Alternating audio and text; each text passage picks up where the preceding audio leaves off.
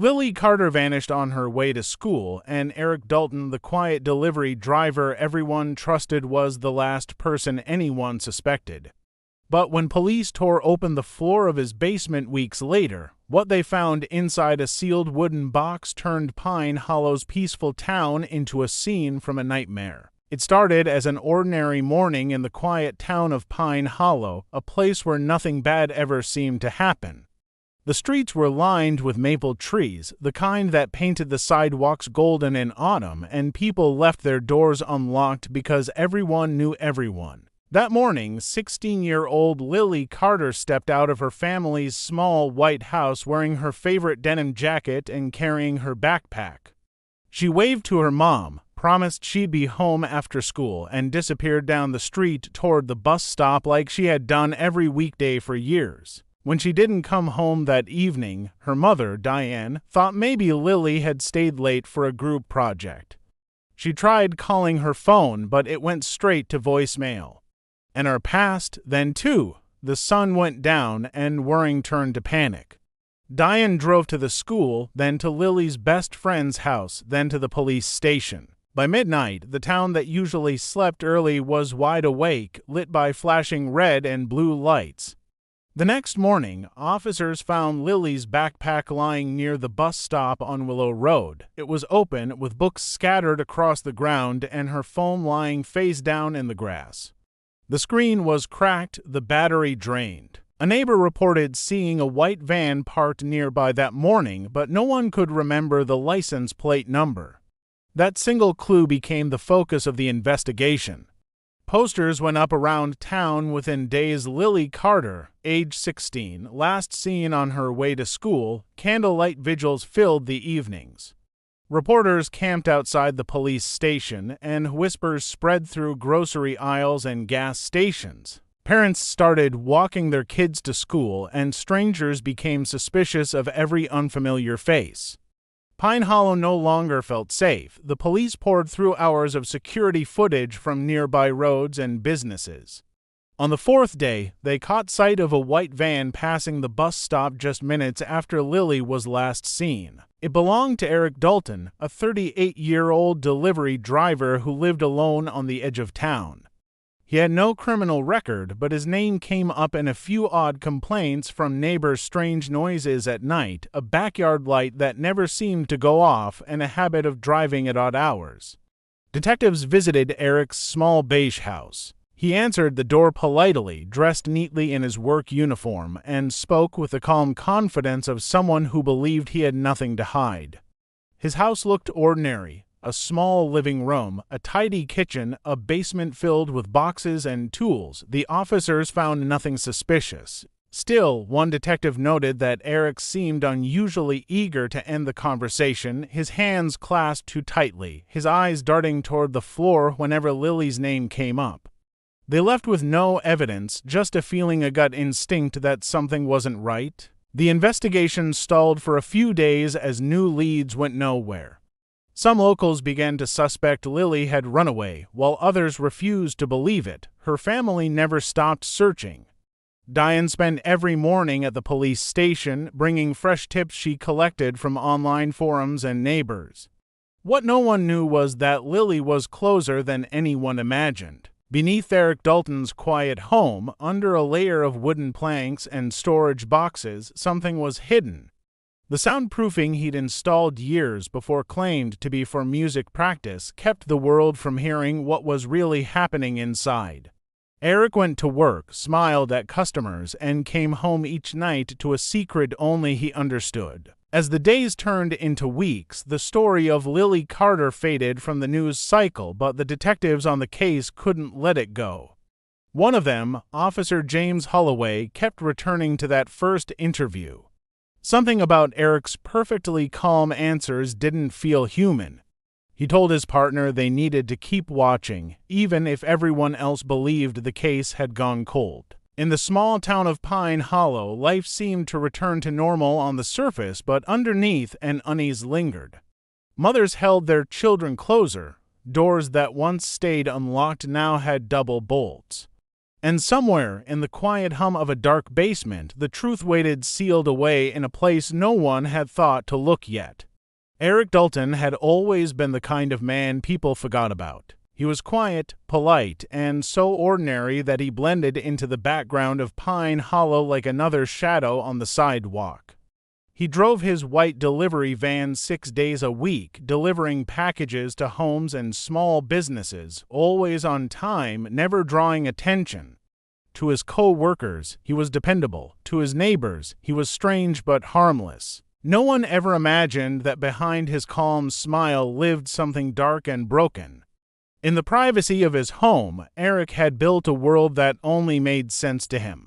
He believed people couldn't be trusted, that the world outside was dangerous and cruel. Over time, this twisted belief grew stronger until it became an obsession. When he saw Lily waiting alone at the bus stop that morning, something inside him clicked. She looked young, innocent, untouched by the ugliness he thought he saw everywhere else.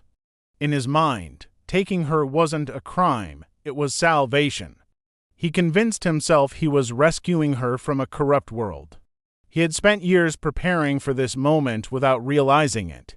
His basement had once been a hobby project, something he worked on during long, lonely weekends. He reinforced the walls with insulation, installed heavy locks, and built a large wooden storage box that he claimed was for tools. In reality, it was a cage designed to keep something or someone contained. He had lined it with soft blankets and added a vent that led to a small fan. To anyone else, it looked like overkill for a simple storage project, but to Eric, it was perfect. The team pried it open, the room filling with the sound of splintering wood and the smell of dust and metal. Beneath the floor was a large wooden box, reinforced with metal clasps and bolts. For a moment, no one spoke. The box was trembling, just slightly, as if something inside had moved. Holloway reached for the latch, his hands steady but his stomach twisting. The moment he lifted the lid, the world seemed to stop. Inside, curled in the corner, was Lily Carter. Her eyes blinked against the sudden light, her face pale and thin, her lips cracked. She looked terrified but alive. She tried to speak, but her voice came out as a rasp. One of the officers covered her with a blanket while Holloway called for medical support, his voice breaking with disbelief. Lily had been there all along, only a few miles from her home, hidden beneath a man everyone had trusted to deliver their mail. News spread through Pine Hollow like wildfire. Reporters flooded the streets, neighbors wept, and Lily's family clung to each other in shock and relief. The discovery felt unreal, like something pulled from a nightmare. As paramedics lifted Lily into the ambulance, Holloway looked back at the open box one last time. It was silent now, but he could still hear that faint tapping in his head, the sound that had led them there, the sound that had saved her life. Eric Dalton didn't yet know the police had found her. But miles away, as he sat in his van watching the news on his phone, the headline would soon appear. And when it did, his world, built on lies and control, would finally begin to collapse. Eric Dalton sat in his van in the parking lot of a small gas station on the outskirts of town, scrolling through his phone when the news alert appeared. The headline flashed in bold across the screen: "Missing teen Lily Carter found alive in suspect as basement." The air left his lungs. For a few seconds, he didn't move. The world outside seemed to fall completely silent. The buzzing of his phone, the hum of traffic, the voices of people near the pumps, all of it blurred into a dull roar inside his head. He read the headline again, then again, as if the words might somehow change. But they didn't. The police had found her. They had found the box. Panic took over before reason could catch up. His fingers shook as he fumbled to start the van, nearly dropping the keys. He drove aimlessly at first, no direction in mind, just the pounding thought that everything he had hidden was now exposed.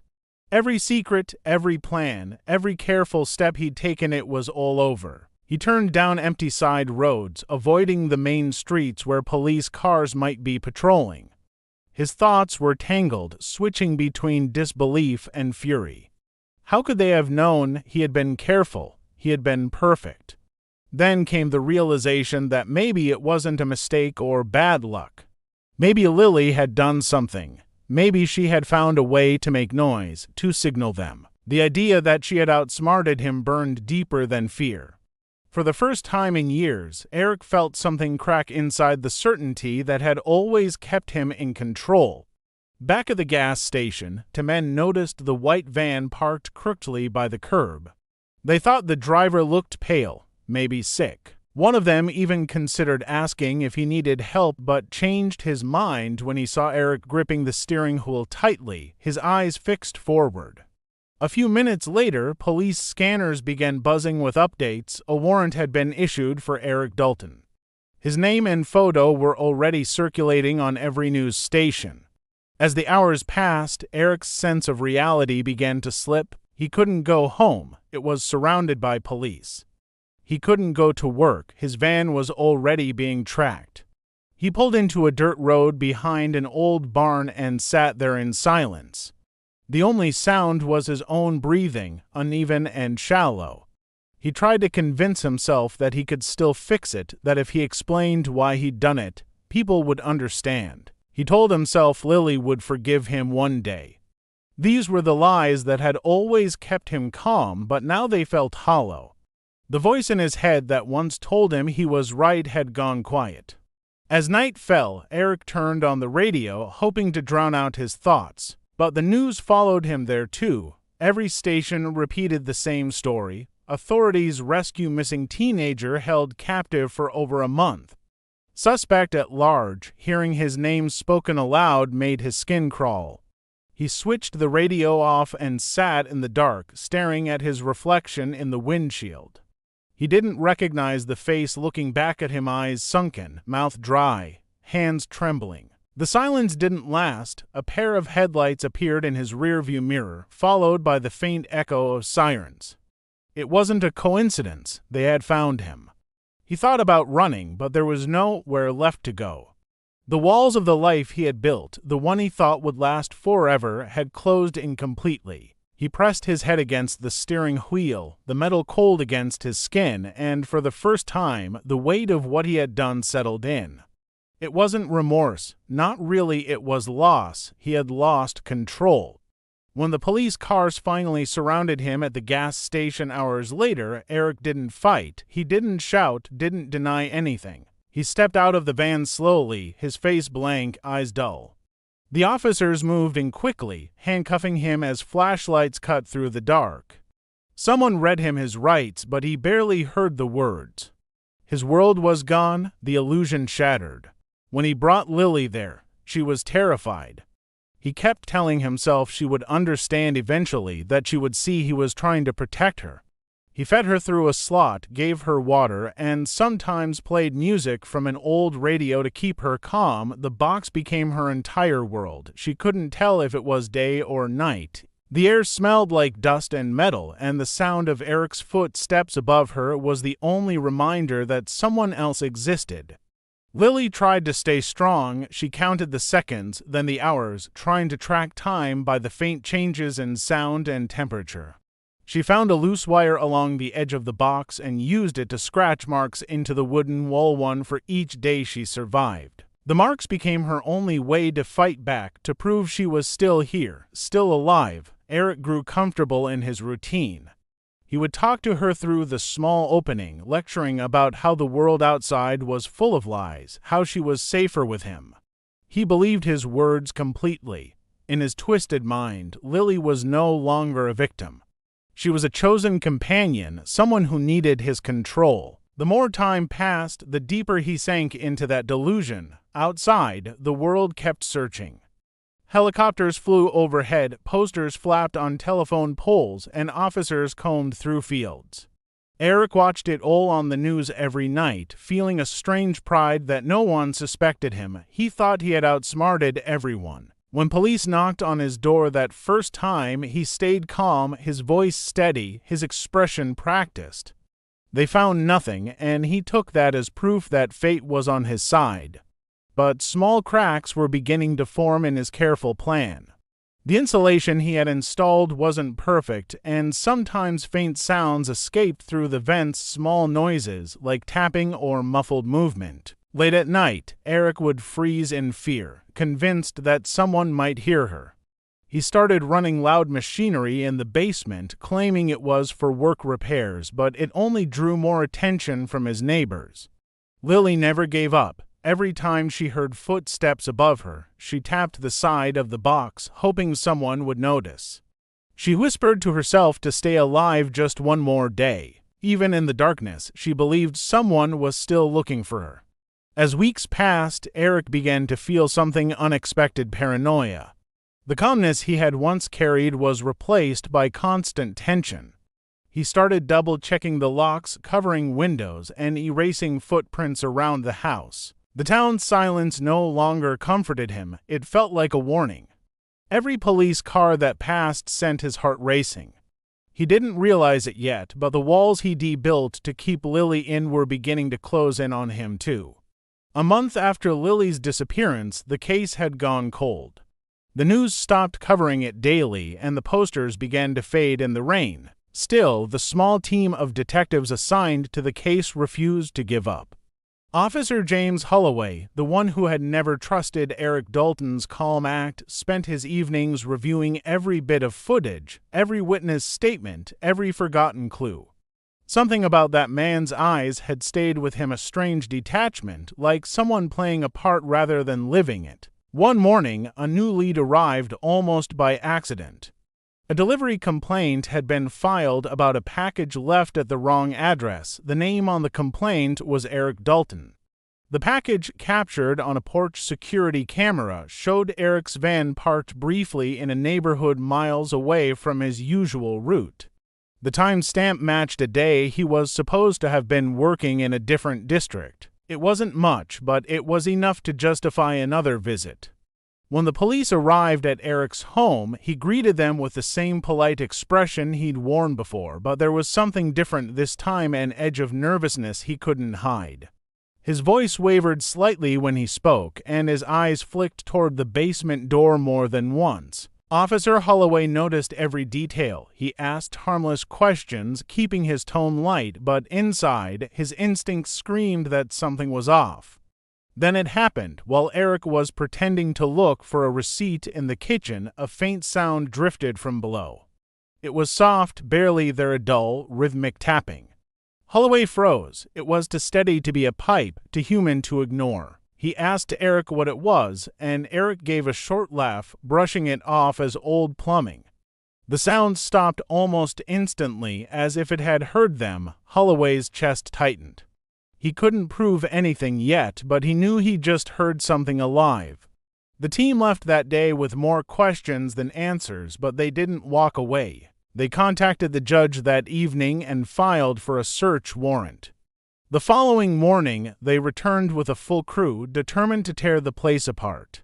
Eric wasn't home this time. The house was silent, too clean, as if someone had tried to erase every trace of life. The officers started with the main room's bedroom, kitchen, living area before making their way down to the basement. At first glance, the basement looked normal. Shelves of tools, paint cans, and stacks of sealed boxes lined the walls. But Holloway's attention was drawn to the far corner where the floorboards didn't quite match the rest. The wood there looked newer, the nails slightly different. He knelt down and pressed on the edge. The board gave way with a creak. Beneath it, they saw a thin seam outlining a hidden compartment.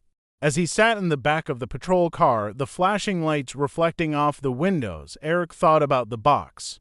He remembered the way Lily's eyes looked the first time he opened it, the silence that filled the air after he closed it again. He had convinced himself he was saving her, but deep down he knew the truth now. He hadn't been protecting anyone. He had only been trying to fill the emptiness inside himself. And as the police drove him away, sirens wailing through the cold night, he finally understood that the box hadn't just been her prison, it had been his all along. Lily Carter woke in the hospital to the sound of machines beeping softly around her. The room smelled of disinfectant and flowers, and a thin beam of sunlight came through the blinds. For a few seconds, she didn't know where she was. Everything felt distant, like she was still inside that dark box. When she finally realized she was free, her body trembled. Doctors told her she was safe now, that Eric Dalton had been caught, but those words didn't erase the weeks of fear that had lived inside her. Freedom felt strange, almost too bright after so long in the dark. Her family never left her side. Her mother held her hand constantly, whispering words of comfort that Lily could barely process. Reporters waited outside the hospital, cameras ready, but the family stayed quiet. The only thing that mattered was that she was alive. The town that had once been filled with fear now felt a deep, collective relief. Strangers left gifts at the hospital entrance: flowers, cards, stuffed animals, and the community that had once been broken by her disappearance was now united in gratitude. The police officers who had found her struggled to move on from what they had seen. Officer Holloway replayed the moment he opened that box over and over in his mind. He remembered the sound of the hinges creaking, the rush of air, and the faint whimper that came from inside. It haunted him, but it also reminded him why he never gave up. For weeks after the rescue, he avoided interviews and refused to talk about the case, saying only that they had been lucky to get there in time. Eric Dalton's arrest became national news. Every channel repeated the same images: his van parked at the gas station, his blank face as he was led away in handcuffs. Reporters dug into his past, trying to understand what had made him do it. They found a quiet man with no criminal history, a spotless record, and a house that had seemed ordinary until the basement was opened. When investigators searched the rest of the property, they found notebooks filled with strange writings, pages describing how he believed the world was corrupt, how he was saving Lily from it.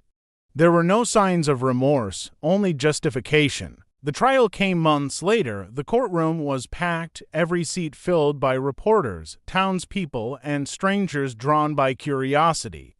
Lily didn't attend most of it. She was still recovering, both physically and mentally, trying to rebuild a sense of normalcy. When she did testify, her voice was quiet but steady. She spoke about the box, about the sounds she made to try to be heard, and how she never stopped believing someone would find her. There wasn't a sound in the courtroom when she finished. Eric sat motionless throughout, his expression unreadable. When the verdict was finally read guilty on all counts, he didn't flinch.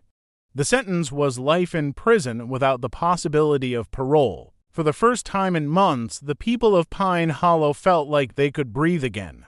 The man who had turned their peaceful town into a place of nightmares was gone. Lily's healing was slow. She struggled with nightmares, flashes of memory, and the feeling of confinement that sometimes returned when she closed her eyes. But she refused to let what happened define her completely. With therapy, time, and the support of her family, she began to move forward. She returned to school months later, welcomed with quiet smiles and gentle hugs from classmates who had never stopped hoping for her return. In the center of Pine Hollow's main park, the community built a small memorial bench.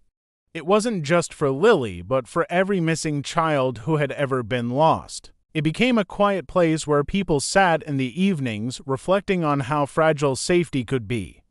On the plaque were for simple words: "Hope never disappears." Officer Holloway visited that bench often.